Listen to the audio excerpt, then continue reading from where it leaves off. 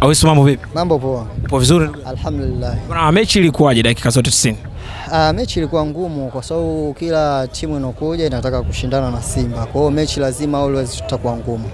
Kwa namna ambavyo umeiona mechi ilivyokuwa tumecheza na timu ya ligi daraja ya kwanza, tumefunga mabao mawili kipindi cha kwanza, mabao mawili kipindi cha pili. Tulifanikiwa katika maeneo gani kuweza kufunga hayo mabao? Tulifanikiwa kwenye uchezaji kwa sababu mwisho wa siku tunafuata maelekezo ya mwalimu. Kwa hiyo kuna wakati ilikuwa tumetoka kwenye position, lakini mwisho wa siku mwalimu baada ya break ya kunywa maji alikuja kutuambia nini cha kufanya na tumeenda kukifanya. Tumefanikiwa kwenda kwenye hatua inayofuata. Tunamshukuru Mwenyezi Mungu kwa sababu hii sio mechi ya mwisho. Tunachotaka kila mashindano tunaocheza tunataka kuchukua ubingwa. Kwa hiyo ndio kwanza tumeanza. Kwa hiyo kila mechi kwetu sisi ni finali kwa sababu mashindano kama haya unayajua, ukifungwa unatoka. Kwa hiyo kila mechi kwetu sisi ni finali. Thank you. Asante.